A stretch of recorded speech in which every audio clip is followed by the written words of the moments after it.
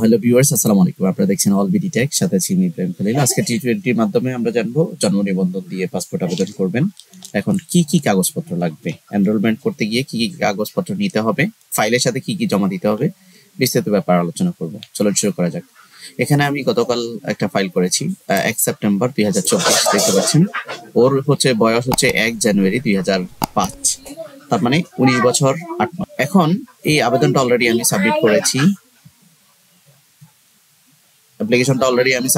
এখানে দেখতে পাচ্ছেন অ্যাপ্লিকেশন সাবমিটেড এবং শিডিউল নেওয়া হয়েছে 2 সেপ্টেম্বর এবং এটা জমা দেওয়া হয়েছে। আমি আপনাদেরকে এটার অ্যাপ্লিকেশনটা দেখাই। তাহলে এর সাথে আমরা কি কি কাগজপত্র জমা দিয়েছি ফাইলের সাথে।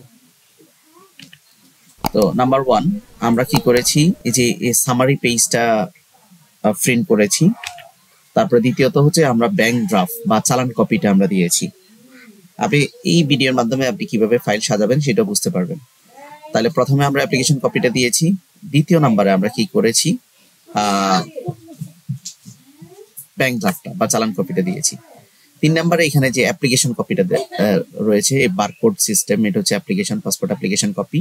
এটা 3টা কপি আছে, 3টা কপি পরপর দিবেন। দেওয়ার পরে আপনাকে অবশ্যই এরকম এই যে বার্থ রেজিস্ট্রেশন রেকর্ড ভেরিফিকেশন অনলাইনের যে কপিটা আছে, এই কপিটা আপনাকে দিতে হবে। তারপরে আপনাকে এই যে এরকম বারকোড সিস্টেম অথবা আগে যদি পুরানো জন্ম নিবন্ধন থাকে সেটা অবশ্যই ইংলিশ কপিটা দিতে হবে। আর যদি এটা বাংলা প্লাস ইংলিশ, বর্তমানে তো শুধু ইংলিশ কপি হয় না, বাংলা প্লাস ইংলিশ কপি হয়, তো সো এটা জমা দিলেই হবে। তারপরে যেটা করবেন যে পিতার এনআইডি এবং মাতার এনআইডি এবং কি করতে হবে, আপনার নাগরিকত্ব সনদ, এই কয়টা বিষয় আপনি ফাইলের সাথে জমা দিতে হবে। ঠিক আছে? তো কেন পিতার আইডি মাতার আইডি জমা দিতে হবে, আমি একটু অ্যাপ্লিকেশনটা দেখাই। এখানে আমি যখন আবেদন করেছি, আবারও আপনাদেরকে জন্ম তারিখটা দেখাই। এখানে 1/1/2005 আবেদন করা হয়েছে।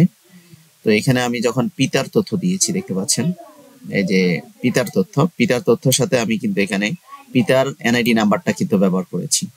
আবার মাতার তথ্য যখন আমি দিয়েছি, এই যে মাতার তথ্য যখন দিয়েছি, মাতার এনআইডি নাম্বারটা কিন্তু ব্যবহার করা হয়েছে। যার কারণে পিতা এবং মাতার এনআইডি ফটোকপিটা আপনাকে অবশ্যই দিতে হবে। আপনি জন্ম নিবন্ধন দিয়ে যদি পাসপোর্ট করেন, সেক্ষেত্রে অবশ্যই আপনার কি লাগবে, পিতা মাতার এনআইডি নাম্বারটা মেনশন করে আবেদন করতে হবে এবং এই 2টা কপি আপনাকে অবশ্যই জমা দিতে হবে। তো আশা করি বুঝতে পেরেছেন যে কি কি ডকুমেন্টস দিবেন। যদিও আমরা যখন পাসপোর্ট আবেদন করি, পাসপোর্ট আবেদন করার ক্ষেত্রে এখানে লেখা আছে লিস্ট অফ অ্যাটাচ ডকুমেন্টস। তো এখানে লেখা আছে যে photocopy of NID, photocopy of previous passport যদি প্রিভিয়াস পাসপোর্ট থাকে, ফটোকপিস অফ বার্থ সার্টিফিকেট যদি এরপরে বিবাহিত বাচ্চারা তো আর বিবাহিত না, সেক্ষেত্রে ম্যারেজের দরকার নাই, এনওসির দরকার নাই। যদি সরকারি কর্মকর্তা হয় তো ছোট বাচ্চারা তো আর এনওসি বা জিও কই পাবে। রিটায়ারমেন্টেরও প্রয়োজন নাই। ফ্রি পুলিশ ক্লিয়ারেন্স যদি ইমার্জেন্সি হয় সেটা হয়তো প্রয়োজন হইতে পারে। লস্ট ফাইল হলে জিডি হইতে পারে। তো এখানে তো আর ওইভাবে ডকুমেন্টস গুলো মেনশন করা নাই, কোথাও মেনশন করা নাই। বাট আমরা আমাদের অভিজ্ঞতা থেকে আমি ফাইলটা জমা দিয়েছি, সেক্ষেত্রে যে যে ডকুমেন্টস লাগে সেগুলো আপনাদের সাথে শেয়ার করেছি। আশা করি বুঝতে পেরেছেন। চ্যানেলটিতে নতুন হয়ে থাকলে অবশ্যই সাবস্ক্রাইব করে দিবেন, আর যদি ইতিমধ্যে সাবস্ক্রাইব করে থাকেন, thank you so much. Passport related অসংখ্য ভিডিও রয়েছে আমার চ্যানেলে, আপনি চাইলে প্লেলিস্টে গিয়ে চেক করতে পারেন। ভালো থাকবেন সবাই, আসসালামু আলাইকুম।